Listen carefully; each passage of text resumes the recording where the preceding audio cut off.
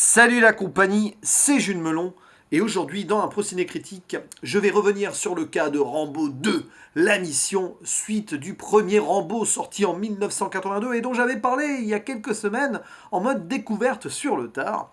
Il fallait donc que je me fasse cette suite avant bien sûr de voir le 3 et le 4 afin de préparer la sortie du Rambo 5 prévu, je crois, l'automne prochain. Réalisé ici ce Rambo 2, ce Rambo First Blood Part 2 en VO par un certain George Pan Cosmatos, sorti en 1985, donc 3 ans après l'original. Tiens, il faut savoir que ce réalisateur a eu un fils, un certain Panos Cosmatos, qui a réalisé quelques films, dont l'extraordinairement fou Mandy l'an dernier avec Nicolas Cage. Voilà, ça c'est une petite parenthèse.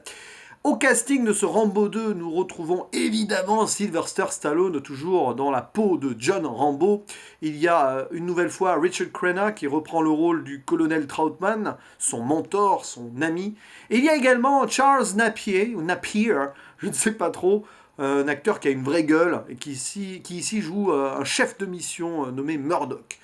Et alors, j'avais des attentes particulières sur cette suite parce que j'avais été surpris moi-même par le premier Rambo.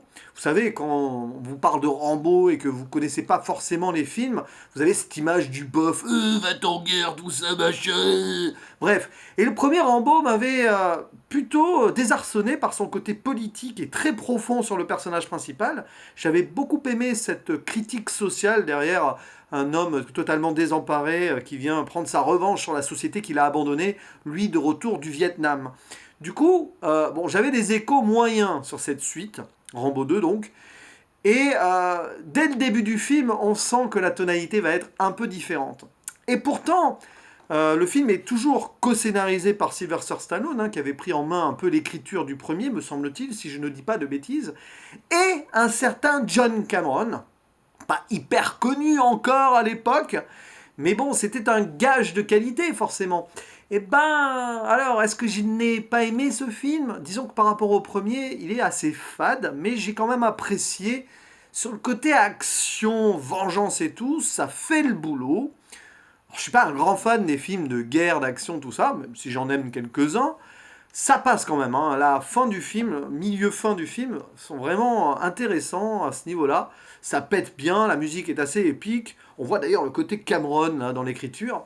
Mais, par rapport au premier film, j'ai un gros bémol sur le développement de l'histoire. Un scénario beaucoup plus pauvre, beaucoup plus académique et, on va dire, entre guillemets, bas du front, je trouve. Et un personnage de John Rambo qui, pour moi, perd un petit peu en teneur, on va dire, psychologique, même s'il a toujours ses répliques intéressantes sur la guerre, voilà, donc ça, c'est fait son philosophe guerrier de temps en temps, ça, c'est plutôt cool. Mais voilà, on l'avait laissé à la fin du premier, alors ça, évidemment, je suis obligé de spoiler un peu le premier si je parle du 2. On l'avait laissé donc en détresse totale après être devenu fou et finalement calmé par son mentor et ami, le colonel Troutman, et totalement sans espoir, malade mentalement par tout ce qu'il avait vécu et par son désir de vengeance qui l'a poussé au-delà de tout retranchement. Et au début du 2, on le retrouve à, je sais pas, après 3 ans de travaux forcés. Et il est totalement vide. C'est une coquille vide, Rambo. Et le colonel Troutman vient lui offrir la promesse d'une certaine liberté s'il accomplit pour lui et pour son pays une dernière mission. Et là, voilà, on voit un Rambo avec le regard un peu hagard et tout. On s'attend à ce qu'il y ait quand même de l'hésitation, qu'il y a un petit moment au début du film en mode build-up, voilà, ils disent non d'abord, puis finalement il y a des choses qui le fassent accepter. Eh ben non, direct, il dit oui. Et ça, j'ai envie de dire que c'est dommage, parce qu'on perd vraiment une certaine dimension ici d'un personnage qui avait quand même beaucoup souffert jusque-là. Bon, il a toujours cette souffrance et tout, mais là, en mode, il accepte la mission pour gagner une liberté, mais une liberté de quoi? Lui qui est toujours emprisonné de ses fantômes du passé, voilà, le Vietnam le hante toujours. Et présenté tel quel, ça fait un peu bourrin qui, oh bah ok, je vais y aller, je vais canarder tout le monde. Parce que voilà, la mission, c'est en gros prouver qu'il y aurait des prisonniers américains encore au Vietnam, des années après la fin de la guerre.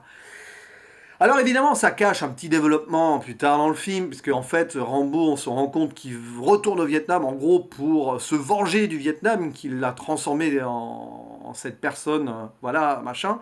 Donc en gros ici, c'est plus le Vietnam qui est fautif que la société américaine qui n'a pas réussi à l'accueillir en héros et à le réinsérer après la guerre.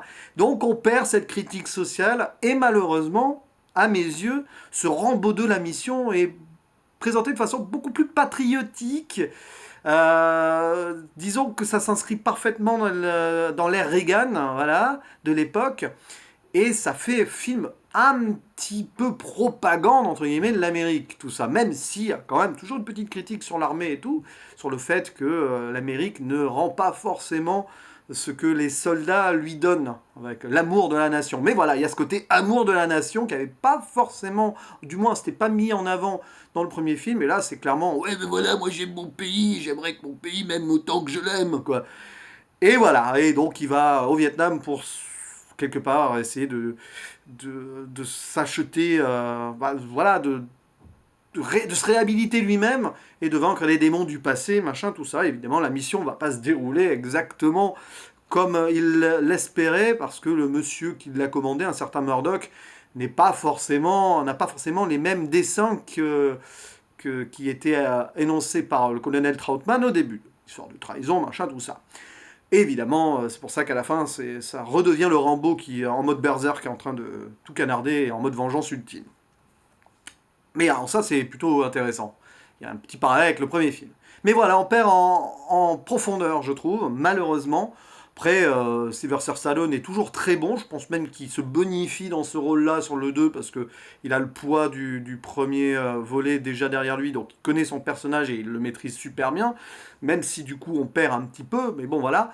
On essaye de lui coller une romance avec une espionne anticommuniste sur place qui s'appelle Kobao.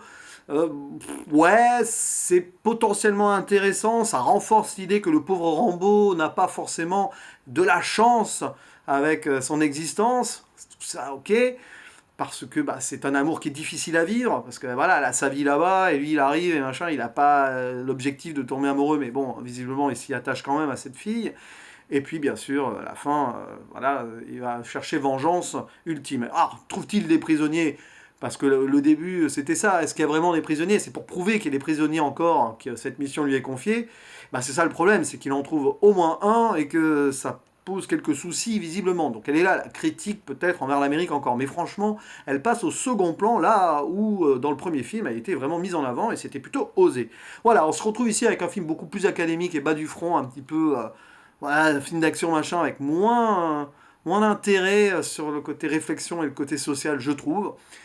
Et du coup, forcément, on y perd en grandeur, selon moi. Donc j'ai été un peu déçu de ce Rambo 2, même si ça reste un plaisir visuel intéressant. La mise en scène n'est pas dégueulasse.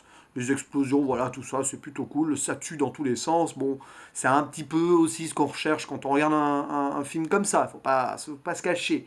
Même si je suis pas un spécialiste du genre, voilà, ça reste quand même du cinéma d'action qui est fait plaisir à ce niveau-là. Et je pense que je vais arrêter là parce que je commence à dire un petit peu des banalités. Je vous dis à la prochaine. Ciao.